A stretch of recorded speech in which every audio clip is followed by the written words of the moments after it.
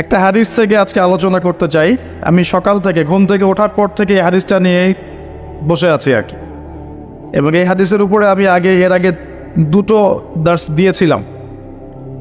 একটা রংপুর অঞ্চলের দিকে কুড়িগ্রাম, আরেকটা সম্ভবত ঢাকায় গাজীপুর এই জায়গার দিকে। তো একটা কথা বিশ্বাস করবেন যে বই পুস্তক পড়লেই সব জ্ঞান অর্জন করা যায় না। মানুষ জ্ঞান পায় বুদ্ধি থেকে, তার অভিজ্ঞতা থেকে, কিতাবাদি থেকে, ওস্তাদের সহবত থেকে এবং সরাসরি আল্লাহর পক্ষ থেকে। মানুষ সরাসরি আল্লাহর পক্ষ থেকে জ্ঞান পায়। একটা হাদিস আপনি যেটা বুঝতে পারছেন, আরেকজন আলেম একই হাদিস থেকে আরও অনেক বেশি কিছু বুঝতে পারছে। এমন হয় যারা ওস্তাদ আছেন আমার কথাটা বুঝতে পারবে। তো জ্ঞান এর চূড়ান্ত উৎস হচ্ছেন আল্লাহ রাব্বুল আলামিন। আল্লাহ পাকের পক্ষ থেকেই জ্ঞান আসে।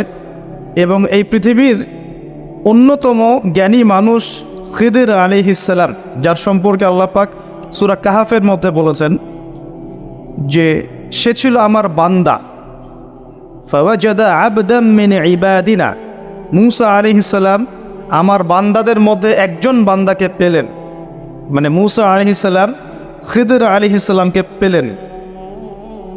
ফাওয়াজাদা আবদাম মিন ইবাদিনা, এই খিদির সম্পর্কে আল্লাহ পাক বলছেন আতাইনাহু রাহমাতাম মিন ইনদিনা, খিদিরকে আমি আমার পক্ষ থেকে জ্ঞান শিক্ষা দিয়েছি। বলি সুবহান। খিদিরকে আমি আমার পক্ষ থেকে রহমত দিয়েছি। কি দিয়েছি? রহমত দিয়েছি। ওয়া আল্লামনাহু মিন লাদুন্না ইলমা, এবং আমি আল্লাহ আমার পক্ষ থেকে খিদিরকে জ্ঞান শিক্ষা দিয়েছি।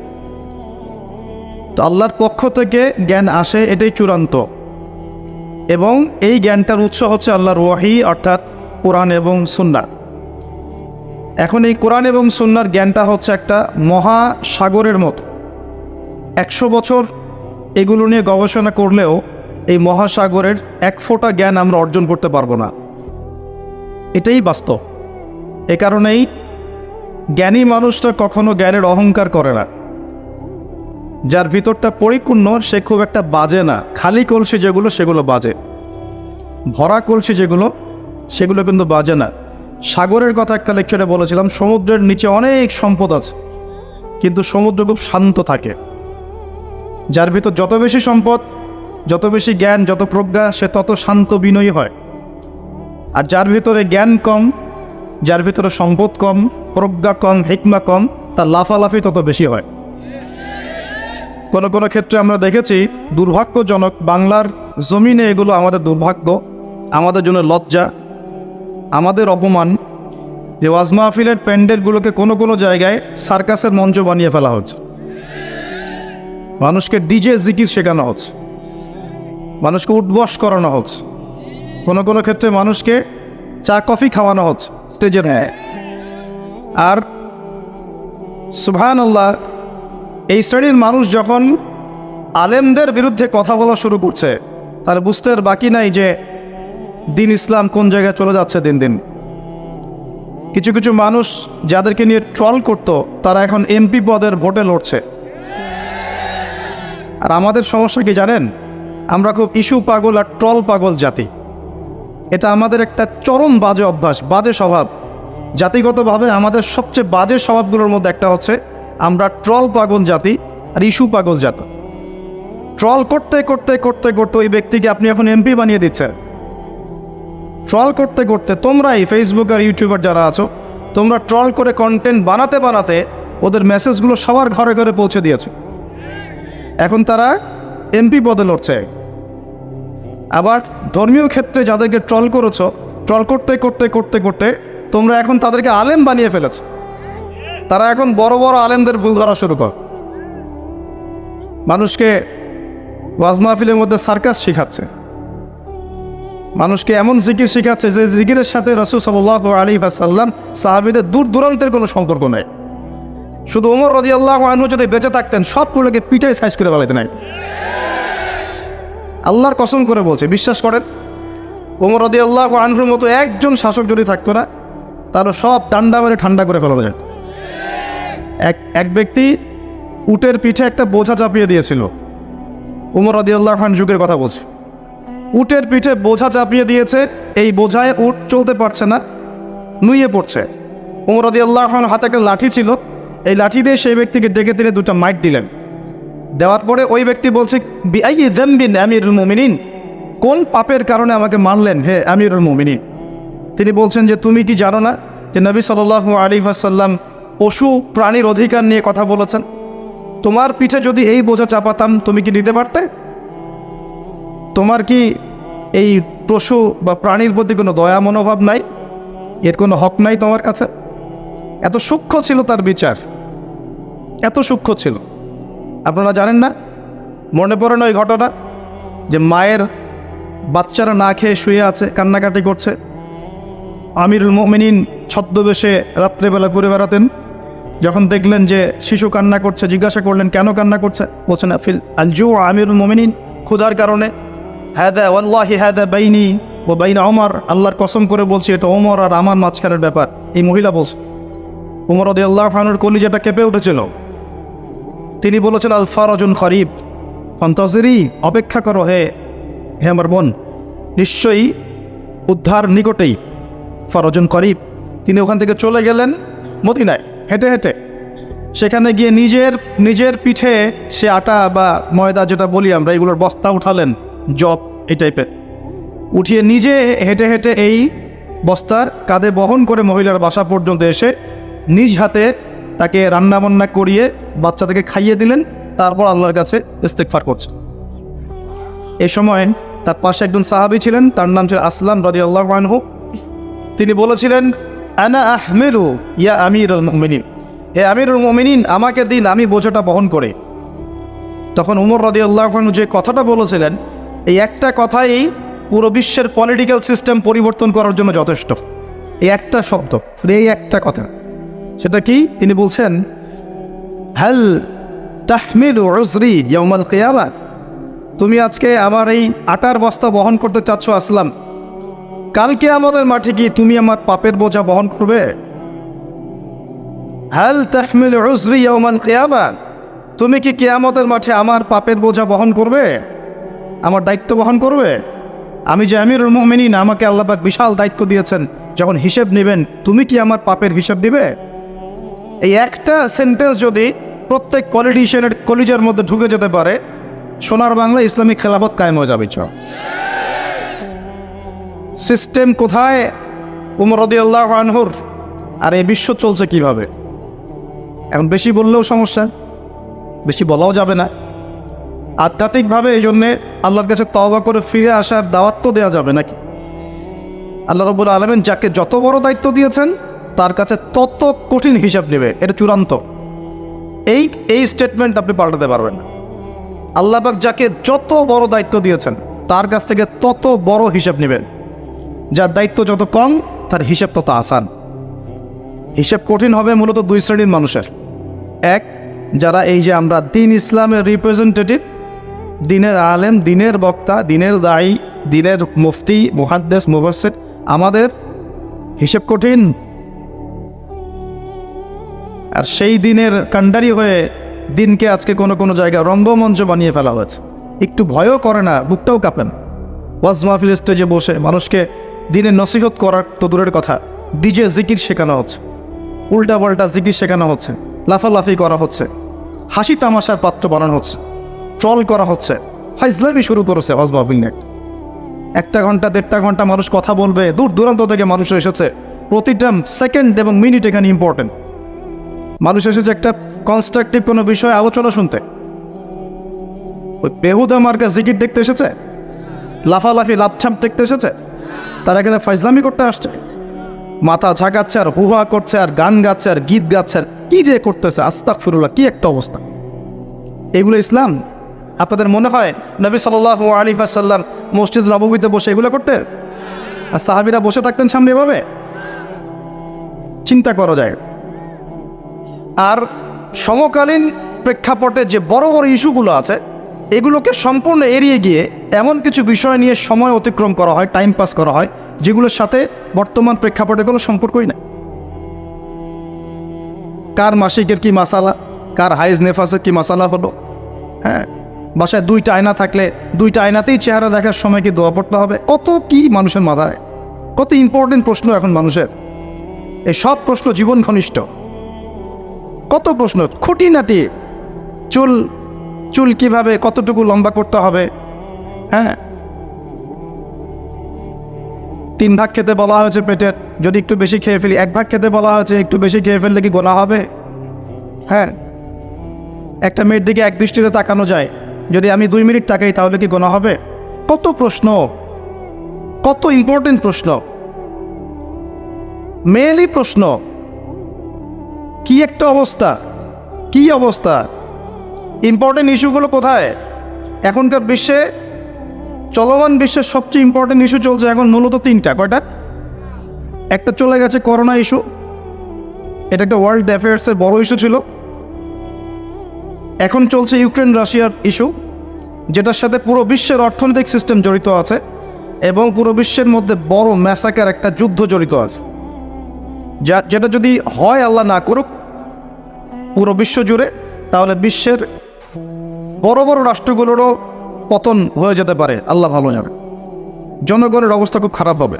একটা মেজর ইস্যু চলছে ইউক্রেন রাশিয়া ইস্যু।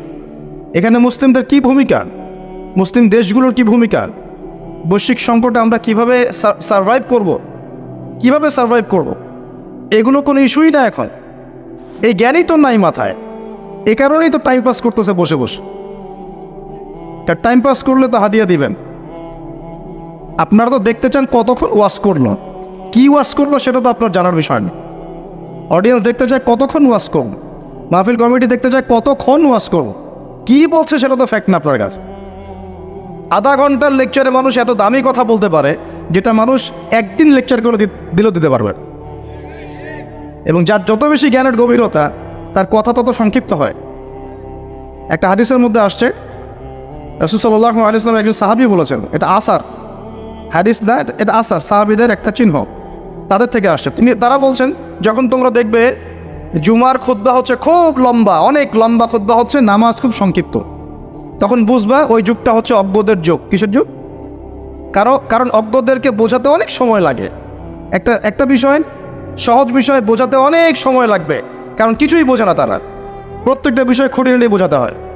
আর যখন দেখবে যে জুমার খুতবা হচ্ছে সংক্ষিপ্ত, নামাজটা হচ্ছে লম্বা, বুঝবে এই যুগটা জ্ঞানী মানুষদের যুগ। কারণ জ্ঞানী মানুষদেরকে বেশি কথা বলতে হয় না, টাচ দিলে বুঝতে পারে কি বলতে যাচ্ছে তার, কি ওয়াজ করতেছেন, কি ওয়াজ করতেছে সেটা বড় কথা নয়, কতক্ষণ ওয়াজ করছে এটা এখন বড় কথা হয়ে গেছে। তো এগুলো চলছে, এই মেজর ইস্যু যেটার সাথে পুরো বিশ্বের অর্থনীতি, রাজনীতি, সমরনীতি, ফাইন্যান্স, গ্যাসের দাম, তেলের দাম, ভোগ্য পণ্যের দাম, নিত্য প্রয়োজনীয় পণ্যের দাম, রেমিটেন্স, আপনার ডলার রিজার্ভ, মুদ্রাস্ফীতি, সব জড়িত হয়ে আছে ইউক্রেন রাশিয়ার ইস্যুর সাথে। সব কিছু জড়িত এই ইস্যুর সাথে, কোনো আলাপ নাই। আচ্ছা ওটা বাদ দেন, আমাদের না ওটা। এখন 4টে ইস্যু চলছে, কোরআন পুড়িয়ে দেয়া চলছে না? পশ্চিমারা কোরআন পুড়িয়ে দিচ্ছে। কোরআনের প্রতি এত ক্ষোভ কেন? কেন পোড়াচ্ছে? এটা কি ওদের বাক স্বাধীনতা? এখন কি মানবতা বিরোধী অপরাধ হচ্ছে না? এটা কি সন্ত্রাসবাদ নয়? এটা কি নব্য সাদা চামড়ার জঙ্গিবাদ নয়? এটা কি ব্লাসফেমি নয়? ধর্মর অবমাননা নয়? এই কাজটা যদি আমরা করতাম, আমরা যদি আল্লাহ না করুক, আমরা তো করবো না, কারণ আমরা এসবে যাই না। আমাদের মধ্যে কোনো মুসলিম ভাই আল্লাহ না করুক যদি অন্য কোনো ধর্মগ্রন্থ পোড়াতো, তাহলে আপনার কি মনে হয় অবস্থা এমন থাকতো?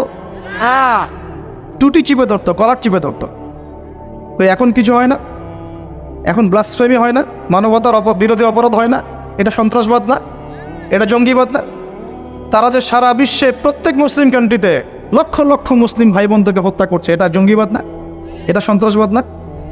ওরা তো ছেলেতে বিয়ে করে, ন্যাংটা হয়ে ঘোরাফেরা করে, উলঙ্গ হয়ে ঘোরাফেরা করে। ওদের সমাজে এক একটা মেয়ে বিয়ের আগে 10 বার করে সেক্স করে, কমপক্ষে এক একটা ছেলে বিয়ের আগে 10-20টা মেয়ের সাথে সাধভোগ করে। ওরা আমাদেরকে শেখায় এখন সভ্যতা কাকে বলে, ওরা আমাদেরকে শেখায় জ্ঞান কীভাবে শিখতে হবে, ওরা আমাদেরকে যে মতবাদ শেখায় আমরা সেটা কাটপেস্ট করে প্রয়োগ করি। সব কিছু ওদের থেকে আসতেছে আমাদের এখানে। আমরা আমাদের গায়রত, কোরআন এবং সুন্নাহ আদর্শ হারিয়ে ফেললাম, এতই দুর্বল হয়ে গেলাম। তো ওরা যে কোরআন পুড়িয়ে দিচ্ছে, এই ইস্যু নিয়ে কয়টা ওয়াজ শুনেছেন? কয়টা প্রশ্ন শুনেছেন? মানুষের প্রশ্ন মাশাআল্লাহ এত সূক্ষ্ম সূক্ষ্ম প্রশ্ন। ভাই সুবহান রাব্বিয়াল আযীম 3 বার জায়গায় 4 বার পড়লে কি গোনা হবে? কি বিশাল প্রশ্ন আপনার। মানে এই প্রশ্নের উত্তর না জানলে অবস্থা খারাপ হয়ে যেত একদম। একজন আমাকে বলেছিল যে এত হাই থটের বিষয় নিয়ে টপিক নিয়ে কথা বলার কি দরকার, ওযু আর গোসলের মাসালা শেখানো যায় না, এটা বলতেছে। হ্যাঁ, খুব এগ্রেসিভ আমার প্রতি, পারলে মাইট দেয় আমাকে দাও। তা বললাম যে সারা জীবন কি ওযু আর গোসলের মাসালাই শিখবেন? এটা তো মানুষ ওই নুরানি ক্লাসে শিখে শেষ করে, মক্তবে শিখে শেষ করে ওযু কেমন করে করতে হয়, গোসল কেমন করে করতে হয়। একটা সময় মুসলিমরা পুরো বিশ্বকে নেতৃত্ব দিত। মানে আমরা যদি বিশ্বের কোনো দেশকে বলতাম ওঠো, ওরা উঠতো, বসতে বলতাম বসো, বসতো। এই জায়গায় আমরা ছিলাম 1 দিন 2 দিন না, প্রায় 1200 বছর। কত বছর? 1200 বছর। এই জেনারেশন কি এই কথাটা জানে সত্যি? এই জেনারেশনের কত পার্সেন্ট মানুষ এটা জানে? কত পার্সেন্ট যুবক এটা জানে যে আমাদের শিকড় কোথায়? এই উপমহাদেশে ইসলাম কিভাবে এসেছে, ইউরোপে ইসলাম কিভাবে গেছে, ওরা কিভাবে ইসলাম বিদ্বেষী হলো, কয়টা ক্রুসেড হয়েছে, কয়টা ক্রুসেড তারা লঞ্চ করেছিল, কতবার তারা আমাদের উপর আক্রমণ করেছে, কেন তারা পুরো বিশ্ব জুড়ে মুসলিমদেরকে আজকে মেরে ফেলতে চায়, ডমিনেট করতে চায়, কেন চায়, উদ্দেশ্য কি ওদের, কেন কোরআন পড়িয়ে দিচ্ছে, এর সাথে কি শত্রুতা? আল্লাহ পাক কোরআনকে বলছেন যে ওয়ালাকাদ সাররাফনা ফি হাযাল কুরআন লিন-নাস মিন কুল্লি মাসাল, আমি এই কোরআনের মধ্যে মানব জাতির জন্য সমস্ত বিষয় বর্ণনা করেছে বলে সুবহানাল্লাহ। আল্লাহ পাক বলছেন ওয়া নাযালনা আলাইকাল কিতাব, হে নবী আমি তোমার প্রতি এমন কিতাব নাজিল করেছি তিবিয়ানান লিকুল্লি শাই, যে কিতাবটা প্রতিটা বিষয়কে ব্যাখ্যা করবে, ওয়া হুদা ওয়া রাহমাতান, এটা হেদায়েত এবং এটা রহমত, ওয়া বুশরা লিল মুসলিমিন, মুসলিমদের জন্য এটা বুশরা, সুসংবাদ। তো এত সুসংবাদে পরিপূর্ণ বইটাকে কেন পড়াচ্ছে তারা? কার প্রতি বিদ্বেষ? কেন কোরআনকে সহ্য করতে পারছে না? কারণ কোরআন ওদের সমকামিতার বিরুদ্ধে, কোরআন ওদের সুদের বিরুদ্ধে, কোরআন ওদের জুলুমের বিরুদ্ধে। কোরআন পৃথিবীর সমস্ত জুলুমের বিরুদ্ধে দাঁড়িয়ে যাবে। কোরআন পর্নোগ্রাফির বিরুদ্ধে, কোরআন এই জেনার বিরুদ্ধে, কোরআন ওদের সমস্ত নোংরামির বিরুদ্ধে। এই কারণেই কোরআনের সাথে এত শত্রুতা। ওরা সারা বিশ্ব জুড়ে চুরি আর ডাকাতি করছে, কোরআন তার বিরুদ্ধে। সারা বিশ্ব জুড়ে শিরক ছড়িয়ে দিচ্ছে, কোরআন তার বিরুদ্ধে। সারা বিশ্বরা মতবাদ ছড়িয়ে দিচ্ছে যে আল্লাহর পুত্র আছে ঈসা আলাইহিস সালাম, নাউযুবিল্লাহ, কোরআন তার বিরুদ্ধে। তারা মুহাম্মদ সাল্লাল্লাহু আলাইহি ওয়াসাল্লাম এবং তার সুন্নতকে অস্বীকার করে, কোরআন তার পক্ষে। কোরআনে বলা হচ্ছে যে আল্লাহর জমিনে আল্লাহ পাকের দিনটা প্রতিষ্ঠা করতে হবে, ওরা তার বিপক্ষে। এই সমস্ত কারণে ওরা কোরআনকে জ্বালিয়ে দিতে চায়। এখন কোরআনে কখনো বলা আছে নিরপরাধ কোনো মানুষকে হত্যা করতে হবে? এইরকম একটা কিতাবকে তারা কেন পড়াচ্ছে? এই ইস্যু নিয়ে কতগুলো ওয়াজ মাহফিল শুনেছেন, কয়টা প্রশ্ন শুনেছেন?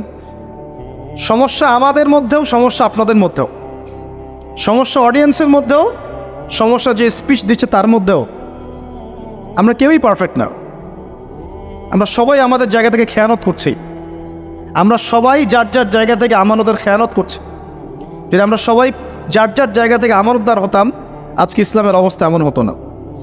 বিশ্বাস করেন, সেকুলার সমাজ, নাস্তিক সমাজ, বা যারা একটু মুক্ত চিন্তা বলে, বাকস্বাধীনতার কথা বলে, মুক্ত চিন্তার কথা বলে, যারা দাবি করে তারা একটু স্মার্ট, এমন দাবি করে না, এই বিশাল কমিউনিটি ইসলামের নামে এরকম কিছু ভণ্ডামি দেখে ইসলাম সম্পর্কে বিরূপ ধারণা সৃষ্টি করে, এবং এই ইস্যুগুলোকে কেন্দ্র করে তারা সারা ওয়ার্ল্ডে প্রোপাগান্ডা চালায় ইসলামটা এমন। ইসলাম কি এমন? ইসলামকে আজকে হাসি ঠাট্টার পাত্র বানানো হয়েছে। এগুলো দেখে কোনো মানুষ ভালো থাকতে পারে?